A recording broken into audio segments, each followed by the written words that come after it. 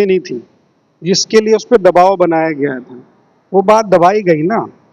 अब उस वीआईपी को, क्योंकि ये सोशल मीडिया है और तमाम चैनलों में जब ये उर्मिला और उनके जो पति हैं सुरेश राठौर के बीच में जो, मगर उससे ये बात निकल करके आई कि उसमें उस वीआईपी का नाम दुष्यंत गौतम था जो उत्तराखंड के प्रभारी हैं।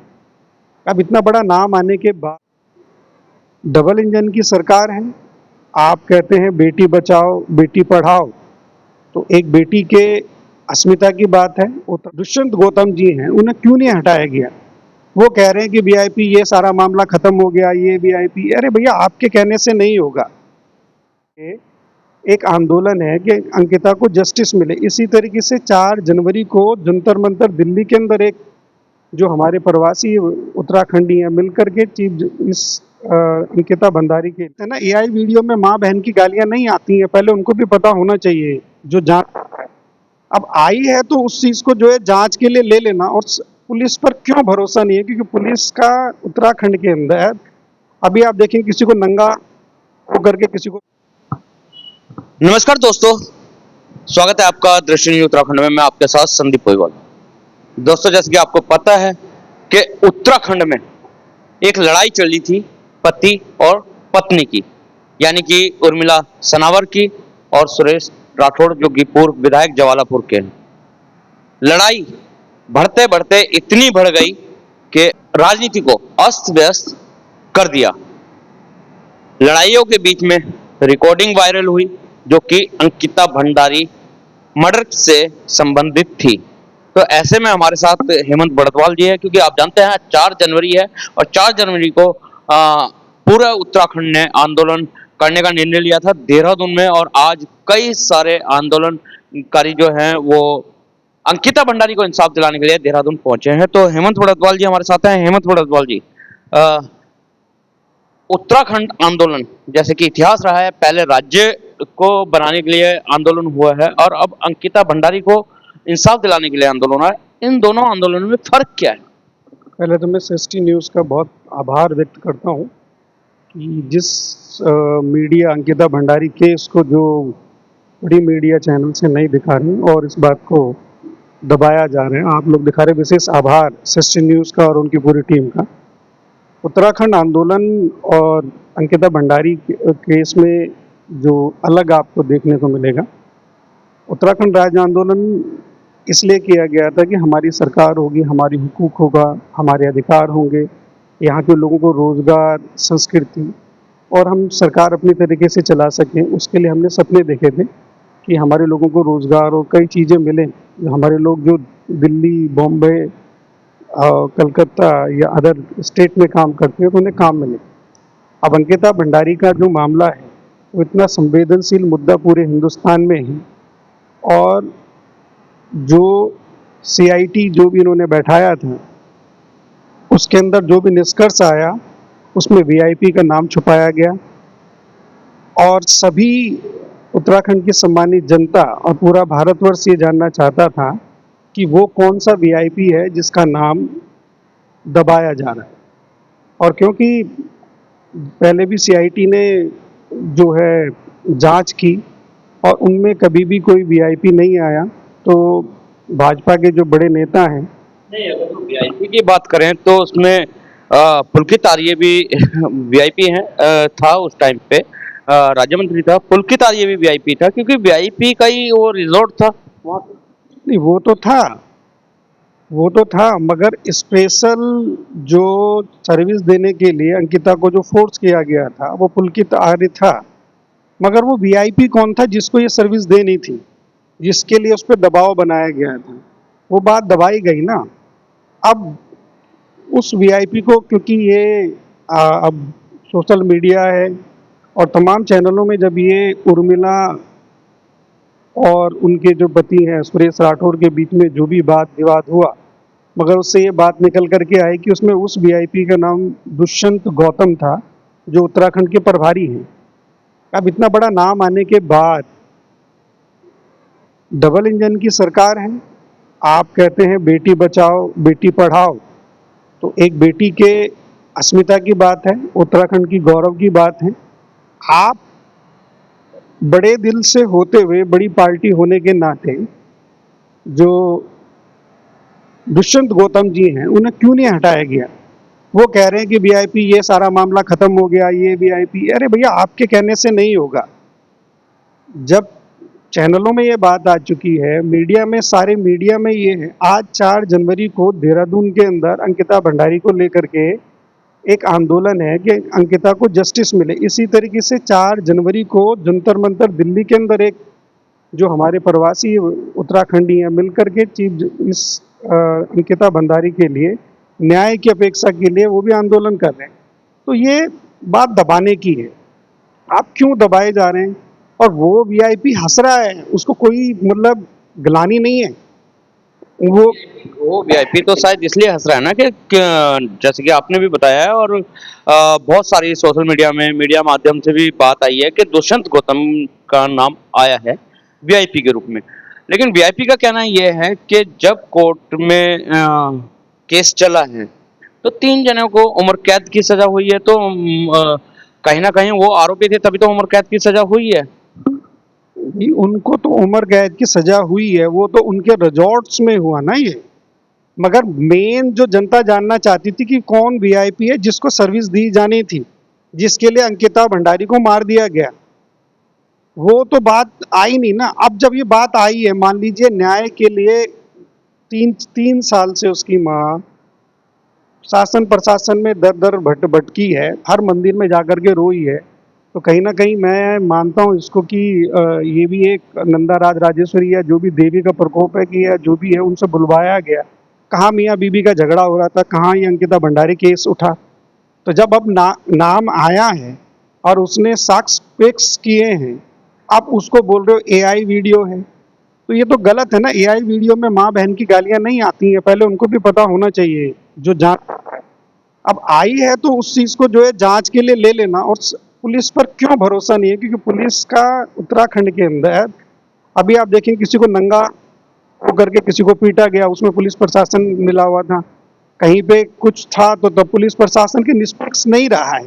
अब पुलिस प्रशासन के पास में ही ये मुद्दा गया है। तो हम, वो जो उर्मिला सनोरकर महिला, उन्हें भी ये डर है कि कहीं उनको दबा ना दिया जाए, मार ना दिया जाए, उन्हें भी अपनी जान का डर है। भाई एक महिला है, उन्होंने मतलब एक निडरता दिखाई, एक साहसी महिला होने के नाते, और कम से कम उस मुद्दे को उठाया है। और वो जब जनता के बीच में गया है तो अब ये चाह रही है जो उत्तराखंड की सम्मानित जनता की दुष्यंत गौतम को भी न्याय के कैटेगरी में खड़ा किया जाए और उनसे पूछा जाए कि भाई आप क्या था कि नहीं किया था।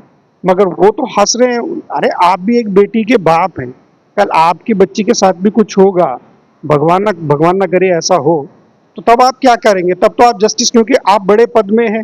दूसरी बात है, इसको नए एंगल से जोड़ दिया गया। माननीय महेंद्र भट्ट जी का कहना है कि वो अनुसूचित जनजाति से थे, तो एक अनुसूचित जनजाति का अपमान है। भाई अनुसूचित जनजाति का अपमान नहीं है, जो भी कुकृत्य करता है उसी व्यक्ति का नाम होना चाहिए। पूरे समाज ने नहीं किया है। आप फिर कह रहे हैं ब्राह्मणों का अपमान है। अरे भाई ब्राह्मणों का अपमान कहाँ से? मैं भी ब्राह्मण हूँ, तो इसका मतलब ये थोड़ा कि आप भाषा से आपने बोला, मैं महेंद्र भट्ट जी ने कि मैं जानता नहीं हूँ, और उन्होंने ये भी बताया कि आपका नंबर आपका बता दिया, आपका फोटो आपको बता दिया, आप किस समय पे मिले थे। आप कहना क्या चाहते हैं? दूसरी बात है, आप ये कहते हैं उनकी औकात होगी तो चुनाव में आकर के देख लेंगे। अरे भैया चुनाव जब आएगा तब तो देख लिया जाएगा। मगर जनता, उत्तराखंड की सम्मानित जनता बहुत जागरूक है। आपको दूसरे टर्म में बनाया गया, भाजपा को, सरकार को यहाँ दिया गया, तीसरे टर्म पे 2026 में चुनाव होंगे। हम चुनाव के लिए नहीं कह रहे, हम तो अंकिता भंडारी के लिए, जस्टिस के लिए कह रहे हैं। पूरा भारतवर्ष अंकिता भंडारी की जस्टिस के लिए खड़ा है, और जितने हम राज आंदोलनकारी हैं, हम उत्तराखंड के लिए लड़े हैं, तो हम तो उसको बेटी के रूप में देखते हैं। आप बेटी के रूप में नहीं देख रहे हैं उसको। आप समझ ही नहीं रहे कि ये बेटी जो है उत्तराखंड की अस्मिता से, आप दूसरे देश, उत्तराखंड में दूसरे प्रदेश में जाकर के आप क्या कहेंगे कि आप एक अंकिता भंडारी को एक जस्टिस नहीं दिला सके? तो ये तमाम चीज़ें अब कांग्रेस उठाती है, यूकेडी इस बात को उठाती है, और तमाम बुद्धिजीवी, पत्रकार और सम्मानित लोग इसको उठा रहे हैं। आप सबको ये कह दो, आपने तो कॉन्स्टिट्यूशन को जो बोलने खाने पीने का जो हक देता है, और चौथा स्तंभ है पत्रकारिता, आपने तो उसको दबा दिया कि भाई आप देहरादून के अंदर जो है आप कोई प्रोटेस्ट नहीं कर सकते। क्यों नहीं कर सकते भाई? आप किसी बात को क्यों दबाना? अगर आपको डर नहीं है और आप निष्पेक्ष हैं कि मैंने कुछ नहीं किया, तो सीबीआई में जाने दो ना। जो बात है तथ्य सबके सामने आएगा। क्या कारण है कि लगभग 3 साल होने आ रहे हैं, सीबीआई जांच नहीं हुई अभी तक, एसआईटी जांच हुई, तो एसआईटी भी एक तरीके से भूमिका निभाती है सीबीआई की, तो एसआईटी के ऊपर भरोसा नहीं है उत्तराखंड की जनता को? नहीं, एसआईटी पे अगर भरोसा होता है, एसआईटी ने तो पहले भी जांच किया है ना।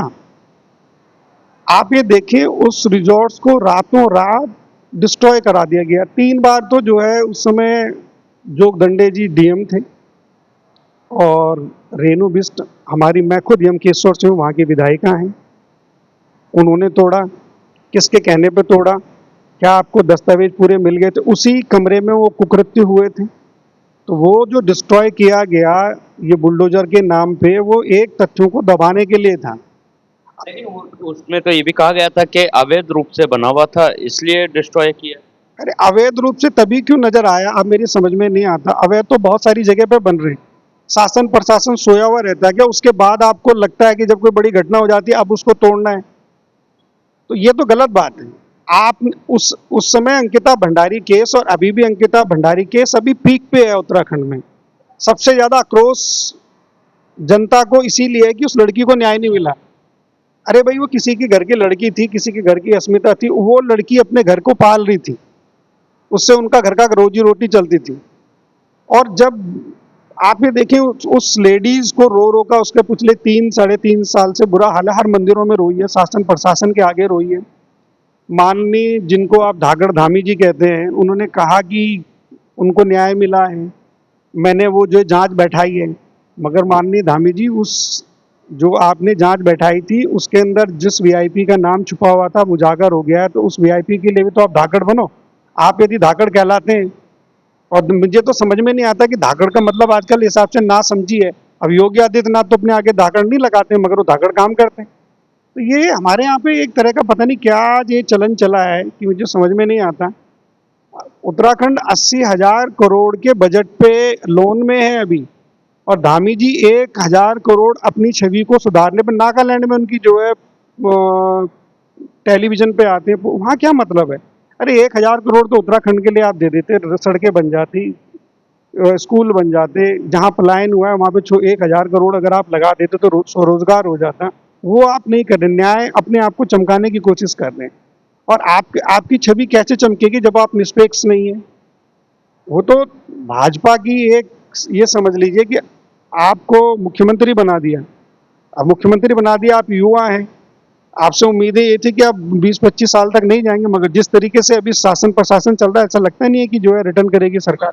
जी, भाजपा का कहना ये है कि कांग्रेस राजनीति कर रही है, क्योंकि कांग्रेस के ही कहने पे उर्मिला सनावर ने ये रिकॉर्डिंग वायरल की थी। और अगर जो रिकॉर्डिंग की बात कर लें तो किसी में भी उर्मिला सनावर ने नहीं कहा है कि ऐसा हुआ था। उनके जो तथाकथित पति हैं सुरेश राठौड़, उनके द्वारा बोला गया है ये सारी बातें।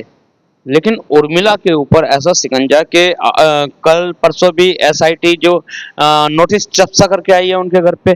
क्या मान रहे हैं इसको? ये वाकई कांग्रेस की राजनीति है या बीजेपी इसमें फॉल्ट है? इसमें बीजेपी का फॉल्ट है। वो भाजपा डर क्यों रही है भाई? बड़े बड़े जो पत्रकार हैं वो उस बात को कह रहे हैं। अगर आप में डर नहीं है तो आप जांच बैठाइए ना। आप क्यों डर रहे हैं? अगर शासन पुलिस पे उनको भरोसा होता तो पुलिस की न्याय प्रणाली पे लोगों ने उंगलियां उठाई हैं कि भाई एक को नंगा करके पीटा गया, एक उसको करके पीटा गया, न्याय को दबाया गया। अब जब उन जांच को जब सुनी गई है, इसीलिए तो पुलिस पे भरोसा नहीं है। अब पुलिस वाले कह रहे हैं फिर जो भी एसआईटी उन्होंने बैठाई है वो भी उन्हीं के अंडर आती है। आप न्याय की अपेक्षा कैसे करेंगे जब शासन प्रशासन पे वही लोग बैठे? न्याय को दबाने का काम मत करो, न्याय को सामने लाने का काम करो। जनता जनता तभी तो आप पे भरोसा करेगी। आप वो काम कर ही नहीं रहे, आप तो इधर उधर अपनी छवि चमकाने के लिए धाकड़ धामी, ये धामी, वो धामी, और मतलब देखा जाए तो उत्तराखंड में खामियां ही खामियां हैं।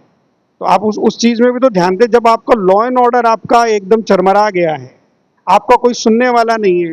एक भाई की भैया बताइए, क्या यूकेडी जो बात उठा रही है वो, और दूसरा कांग्रेस इस बात को उठा रही है।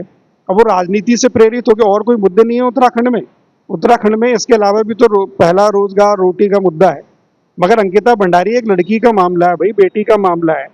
और क्योंकि हमारी कुल देवी नंदा राज राजेश्वरी है, पार्वती का यहाँ महत्व है, शिव जी को हम परिवार के सदस्य की तरह लेते हैं, तो हम तो न्याय की अपेक्षा करते हैं कि हमारे प्रदेश में हो गया, तुम दूसरे को कैसे बोल सकते हैं।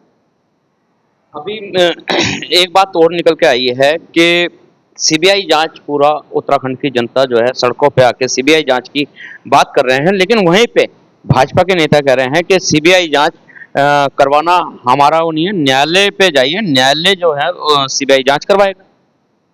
अरे भाई, न्यायालय में भी तो सरकारी वकील होता है, और सरकार, मुख्यमंत्री के पास तो ये सारे पावर दी गई है। वो चाहे तो तुरंत इसको त्वरित कर दें, कमिश्नर बैठे हुए हैं, अपने सचिव को आप बोल दें, तुरंत हो जाता है। उसमें कौन सी बड़ी बात है कि उनके हाथ में पावर नहीं कि भाई आप बैठाइए न्यायालय में। भाई न्यायालय में भी तो वो वकील बैठेगा जो ढंग से सवाल पूछे और पूरी बात को निकाल कर लेकर के आए। अभी आप उनको तथ्य नहीं दे रहे, अंधेरे में बात को रख रहे हैं, तो कैसा न्याय होगा।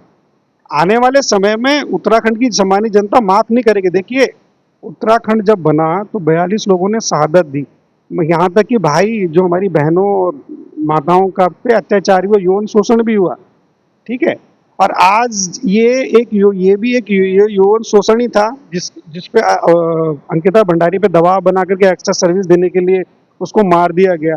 वो जेल में है भैया। हम तो कह रहे थे त्वरित कार्रवाई करो, फांसी पे चढ़ाओ, ताकि आप जैसे योगी आदित्यनाथ त्वरित कार्रवाई करते हैं, लोगों पे न्याय पे भरोसा होता है उनका कि भाई वो लोग ज्यादा दिन तक डिनाई नहीं कहने करते। का मतलब है कि न्याय जो होना चाहिए था वो निर्भया के जैसे होना था कि सारे जितने भी दोषी लोग थे फांसी चढ़े।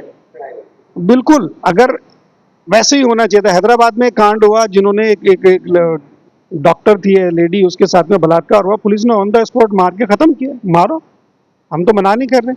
और होना चाहिए ऐसे करके। क्यों उतने दिन तक उसे पाला जा रहा, मीडिया में इसमें इतना टाइम क्यों खराब किया जा रहा है। जो दोषी है उसके उसके खिलाफ तो चाहे बुलडोजर हो, कुछ भी हो, तुरंत होना चाहिए। समाज में संदेश जाए कि आप किसी भी बेटी को बेटी की तरह देखें। भाई यहाँ आप देहरादून में देखें कि कितना क्राइम बढ़ गया है। और देहरादून वो नहीं रहा जिसके अंदर की किसी समय पे बुद्धिजीवी वर्ग सब लोग देहरादून में बचना चाहते थे। आजकल तो पूरे उत्तराखंड के अंदर क्राइम बढ़ा है ना। अब पर्यटन बढ़ा है, शराब बढ़ी है, बहुत सारी चीजें बढ़ी है। सरकार किस चीज को लेकर के खुश हो रही है, मगर यहाँ जो होना चाहिए वो तो नहीं हो पा रहा है। दुष्यंत गौतम का कहना है कि मेरी छवि को धूमिल किया जा रहा है। उसी पे उन्होंने एक पत्र लिखा मुख्यमंत्री जी को, और मुख्यमंत्री जी के द्वारा 28 लोगों के पास नोटिस भिजवाया गया कि ये वीडियो डिलीट करो, और मुकदमा लिखवाया गया। मतलब उसमें कुछ लोग पत्रकार भी थे और कुछ लोग सोशल सामाजिक भी गतिविधि रखते हैं। तो क्या ये नोटिस भिजवाना सही था या गलत? बिल्कुल गलत है। आप क्यों भिजवा रहे हैं भाई। अरे जब आपने कुछ किया नहीं है, आपके अगर उसमें कुछ संलिप्तता नहीं है, तो आप उन पे क्यों ये कार्रवाई कर रहे हैं। आप तो जो चौथा स्तंभ होता है पत्रकारिता, बुद्धिजीवी जो सवाल उठाता है, बोलता क्यों, क्यों और कैसे, जो सवाल नहीं पूछता वो बेवकूफ है। अगर जनता पूछ रही है और आप उस बात को दबाने का कोशिश कर रहे हैं तो वो गलत है। भाई कॉन्स्टिट्यूशन खाने पीने की आज़ादी देता है ना। कॉन्स्टिट्यूशन पे लिखा हुआ है कि आप क्या पहनते हैं, क्या खाते हैं, आप कौन सा रिलीजन फॉलो करते हैं, ये सब आपके ऊपर है। जब कॉन्स्टिट्यूशन ही आज़ादी देता है तो आप कौन होते हो रोकने वाले। ये तो गलत बात है। आप पत्रकारिताओं को सोच रहे हैं कि मैं बात दबा करके कुछ बुद्धिजीवियों के ऊपर झूठे मुकदमे डाल करके और उन पे खंगारे जा रहे हैं कि कैसे कैसे केस हो सके, किसी तरीके से उनको फंसाया जाए, डराया जाए, चाहे सीडी हो, ईडी हो। तो ये तो गलत है। आप किसी भी बात को दबा नहीं सकते। ये जितना आप दबाने की कोशिश करेंगे उतना ये बाहर आएगा। और अगर आप इसको जांच करा लेते तो ये बात दब जाती। लोग भी मानते भी धाकड़ धामी जी हैं, सामान्य जनता की सुनते हैं, अंकिता भंडारी को न्याय मिला। वो तो नहीं हो रहा है अभी। लेकिन बहुत सारे लोग ऐसे भी हैं, क्योंकि सोशल मीडिया का जमाना है, कि वो बोल रहे हैं कि उर्मिला सनावर जो है आ नहीं रही है, सबूतों को नहीं पेश कर पा रही है, कहीं ना कहीं अब भी हमारा यही है कि राजनीति दबाव है उस लेडीज पे, जबकि उसकी रिकॉर्डिंग में साफ तौर से सुना गया है कि सुरेश राठौड़ जी उसको सारी बात बता रही है, लेकिन उसके ऊपर एकदम से मुकदमे डालने, तो कहीं ना कहीं ये न्याय में भेदभाव नहीं है कि न्याय समान होना चाहिए। बिल्कुल है। देखिए जी, उसके ऊपर आपको अचानक से ये लगने लग गया कि ये हमारे लिए चुनाव में बखेड़ा कर सकती है। आने वाला 2026, अभी 26 आ गया, 2001 साल रह गया चुनाव को, और उर्मिला ने अगर कोई बात उठाई है और वो सही है, उसको दबाने के लिए आप, अगर मैंने पहले ही इस सवाल का जवाब दिया था, शासन प्रशासन पे यदि भरोसा होता तो वो अपनी बात रखती। मान लो सीबीआई को अपने डॉक्यूमेंट देती, मोबाइल देती, उसको कहते भाई जो इसमें है यसेटीज रहने दीजिएगा, इसमें ज़्यादा छेड़छाड़, क्योंकि आजकल टेक्निकल युग है, वैज्ञानिक युग है, कौन कहाँ पे क्या बना दे, तो वो उसको यसेटीज रहना चाहिए। बाकी जो जिन्होंने जो एआई की जो डेफिनेशंस है, जो वीडियो बनते हैं, मैं पहले भी कह रहा हूँ कि उसमें माँ बहन की गालियाँ नहीं होती, और उनके वीडियो में माँ बहन की गालियाँ, उसमें ब्लीच नहीं होता जो रुक रुक करके आता, वो नहीं है। एआई की डेफिनेशन हम जानते हैं, हम पढ़े लिखे हैं। आप उसको एआई करके कहने से आप किसी तथ्य को दबा नहीं सकते। जनता पढ़ी लिखी है भाई, कोई आईआईटी से है, कोई प्रोफेसर है, कोई बुद्धिजीवी है, पत्रकार है, वो सारी चीज़ें जानता है।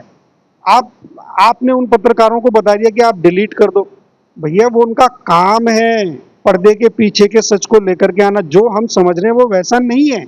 इसीलिए तो पत्रकार सवाल, आप मुझसे क्यों सवाल पूछ रहे हैं, कि उनको भी पता है कि पर्दे के पीछे का सच कुछ और है।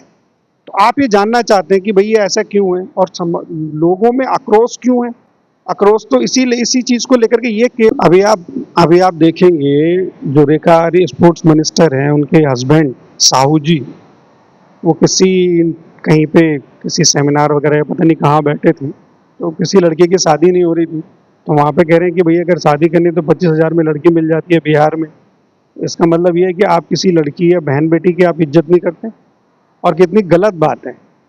एक सम्मानित पद पे होते हुए आपको देखना चाहिए कि आपकी गरिमा है, पद की एक गरिमा होती है, उसको छालना नहीं होता, उसमें सभ्य रहना होता है, सौम्य रहना होता है, ताकि किसी को बुरा ना लगे।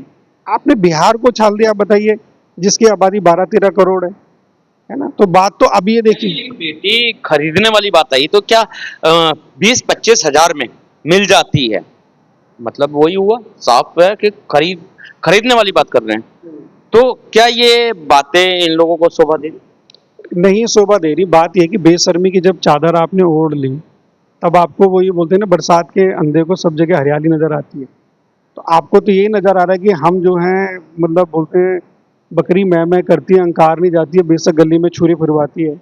आपको लग रहा है कि सदा सदैव सर्वदा पावर आपके पास में रहेगी, आपके पास में नहीं रहेगी। जब रावण की नहीं रही तो आप कौन होते हैं। तो इस चीज़ का अहंकार, उन्हें सत्ता का अहंकार है। उनको लग रहा है कि सत्ता में जो मैं बोलूं, जैसे कि महाराज मैं ये कहूं कि आपका दिया खाता हूं, आपके गुण गाता हूं, जब आप नहीं होते तो भाजपा की जय जय चला। मैं भी भाजपा में समर्पित कार्यकर्ता हूं, मैंने भी काम किया है, और भाजपा में भी अब देखो, पौड़ी से एक लेडी ने जो है अंकिता भंडारी के लिए जब न्याय नहीं हुआ तो उसने अपने पद से छोड़ दिया। एक बौखंडी जी हैं, उन्होंने अपने पद से त्याग पत्र दे दिया। तो ये सामूहिक जिम्मेवारी है। भाजपा के अंदर भी दो फाड़ हो रखे, एक चाहता है कि इसके अंदर सीबीआई जांच हो, एक चाहता है कि इसमें जांच ना हो। उसमें फिर कांग्रेस कहाँ से आ गई, यूकेडी कहाँ से आ गई। भाई यूकेडी वगैरह, उनका तो जो विपक्ष में होता है वो तो सवाल उठाने का तो हक है ना उसको। तो अगर वो सवाल उठा रहे तो गलत क्या है। अगर आप उनकी जांच को कर देंगे तो उनका तो मुंह वैसे ही बंद हो जाएगा। आपने कोई भी ऐसा अच्छा उदाहरण पेश नहीं किया उत्तराखंड में अंकिता भंडारी को लेकर के। और ये अभी जो बिहार की लड़की के मामले में जो भी साहू साहब ने कहा रेखा आर्य के पति देव ने, तो ये शोभा नहीं देता। हमें भी शर्मिंदगी होती है कि ऐसा क्यों, तो बहुत गलत बात है।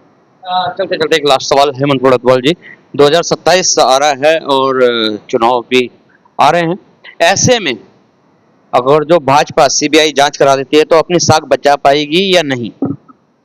देखिए, सीबीआई जांच करवाते हैं तो थोड़ा न्याय पर भरोसा होगा, बीजेपी पर भरोसा होगा। अब जय श्री राम तो सभी जगह चलता है, मगर उत्तराखंड में तो जय उत्तराखंड, जय भारत चलता है, जय बद्री विशाल चलता है। तो आपको समझना पड़ेगा कि एक राष्ट्रीयता होती है मगर क्षेत्रीयता भी होती है। मानक 73 विधानसभाएं हैं, 5 लोकसभा की सीट हैं। इसमें आपने दोबारा इलेक्टेड होना है और जनता के बीच में जाना है। और क्योंकि अंकिता भंडारी केवल पौड़ी डिस्ट्रिक्ट की नहीं थी, पूरे भारतवर्ष की बेटी थी। और हमारे माननीय मोदी जी कहते भी हैं कि बेटी बचाओ बेटी पढ़ाओ। तो अगर उनके पास तक ये बात पहुंची है और वो बार बार कहते हैं कि मुझे गंगा ने बुलाया, मुझे बद्री केदारनाथ ने बुलाया, तो उन्हें ये भी पता है कि जब आपको बद्री केदारनाथ और गंगोत्री यमुनोत्री बुलाती है तो एक बेटी की जो पुकार है, मार्मिक पुकार है कि मुझे जस्टिस मिले, वो क्यों उनके तक नहीं पहुंची है। और क्यों जो है दुष्यंत गौतम को बचाया जा रहा है। क्या दुष्यंत गौतम को हटा करके आप एक अच्छा उदाहरण नहीं दे सकते कि एक कठोर निर्णय कि भैया आपको हम हटा देते हैं, आप किसी भी पद में नहीं रहेंगे, आपके पास में कोई भी सरकारी सेवाएं जब तक नहीं रहेगी, जब तक कि अंकिता भंडारी का सोशल जस्टिस जो है पूरा न्याय नहीं मिल जाता। क्योंकि जब वो पावर में रहेगा तो अपनी पावर का इस्तेमाल करेगा, वो जांच में बाधा उत्पन्न करेगा। तो ये सारी चीजें हैं। वो अभी भी पद में बैठा हुआ है। पावर कानून से बड़ी हो गई है, क्योंकि अगर जो बात कर लेते हैं हम संविधान की, पुलिस फोर्स हो या कोई सी भी फोर्स हो, वो संविधान की कसम खाते हैं कि हम अपनी निष्ठा ईमानदारी से अपने कार्य का निर्वाह करेंगे।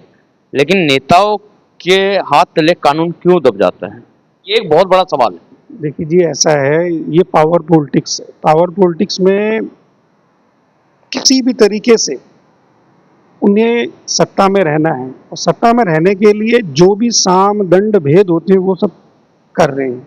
अगर आप ये भूल जाते हैं कि सरकारें, कोई भी सरकार सनातनी इस तरीके से, जिन्होंने आप देखें पश्चिम बंगाल के अंदर 20-32 साल की सरकार सीपीएम की थी, उनका वर्ल्ड रिकॉर्ड है, वो भी हटे हैं। तो इनको तो 10 साल हुए हैं, 10 साल में, और 15वें साल में, 12वें 13वें साल में मोदी जी भी हैं। तो अहंकार ये नहीं कि आप भी जाएंगे, इंदिरा गांधी भी गई, पावर सटा किसी के, मगर आप कुछ भी उल्टा सीधा करते हैं वो जनता के बीच में रह जाते हैं। क्योंकि इंदिरा गांधी ने उस समय क्या था, वो जो लगा था इमरजेंसी घोषित की थी, तो उनका जब उसका रिफ्लेक्शन आया तो चुनाव हार गई। तो अब ये चुनाव भी इसी तरीके से हारेंगे। अगर आप अंकिता भंडारी को न्याय नहीं देते, आप बिहार की बेटी के मामले में उल्टा सीधा बोलेंगे। देखिए, बेटी चाहे हमारी हो, बिहार की हो, मणिपुर की हो, केरला की हो, बेटी बेटियां ही होती हैं। और किसी को भी ये संवैधानिक हक नहीं है कि आप 25,000 में आप वहाँ लड़की मिल जाती है, ये वो सब कर। तो आप देखें, जो पद में बैठा हुआ है वो उसकी गरिमा नहीं रख रहा है, और जो पद में बैठा हुआ है वो न्याय की बात नहीं कर रहा है। वो सीआईटी के हमने कर दिया, जस्टिस कर दिया, और जस्टिस के लिए ही लोग जंतर मंतर पे हैं आज। जस्टिस के लिए ही आप जो है देहरादून में है। और सबसे बुरी बात जो वर्तमान डबल इंजन की सरकार ने किया है, धामी सरकार ने किया है, कि आप प्रोटेक्ट नहीं कर सकते, आप अपनी बात नहीं उठा सकते। और जिन पत्रकारों पे, जिन 40 बंधुओं पे, और जिन मीडिया जो कर्मी हैं उनके ऊपर आपने जो केस डाले कि वीडियो हटाने के लिए, आप यही कह रहे हैं कि जो मैं कहूँ वो आप लिखो। क्या है इसका मतलब? कि महाराज हम आपका दिया खाते हैं, आपके गुण गाते हैं, जब नहीं होते तो धामी धाकड़ चिल्लाते हैं। तो वो तो नहीं होगा। हम नहीं बोलते, हम राज्य आंदोलन कर रही हैं। हमारे लिए धाकड़ धामी हमारे लिए एक मुख्यमंत्री है, वो प्रथम सेवक है यहाँ का। हमारे लिए भी उसके लिए शिष्टाचार है, हमारे लिए भी उनके प्रति आदर है। मगर वो उस आदर का सम्मान करना और उस पद की गरिमा को बनाए रखना ये उनका काम है। हम तो उनको याद दिला रहे हैं कि आप राज्य के लिए लड़े हैं, हम भी राज्य के लिए लड़े। हमने भी गोलियां खाई हैं, हमने भी डंडे खाए थे, हमारी भी माँ बहनों ने शहादत दी थी। तो क्या इसलिए दी थी कि हम किसी अपने ही राज्य में अपनी बेटी को न्याय ना दिला पाएं? तो ये जो मेरे पे प्रश्न चिन्ह नहीं, ये धामी जी पर है, क्योंकि धामी जी के आगे आजकल एक धाकड़ शब्द लगता है। अब वो धाकड़ कितने हैं ये तो मीडिया और सामान्य जनता ही बता पाएगी। बहुत बहुत धन्यवाद दृष्टि न्यूज़ में समय देने के लिए। तो ये थे हमारे साथ राज्य आंदोलनकारी हेमंत उबरातवाल, जिन्होंने साफ कह दिया है कि पावर जो है हमेशा नहीं रहती है, तो पावर का दुरुपयोग ना करें। अगर जो धाकड़ धामी हैं तो इसमें सीबीआई जांच करा दें, तो हो सकता है 2027 में भाजपा अपनी साख बचा पाए। तो बने रहें दृष्टि न्यूज़ में, मिलवाते रहेंगे इसी तरीके के खास शख्सों से। जब तक के लिए दीजिए इजाजत। जय हिंद, जय भारत, जय उत्तराखंड।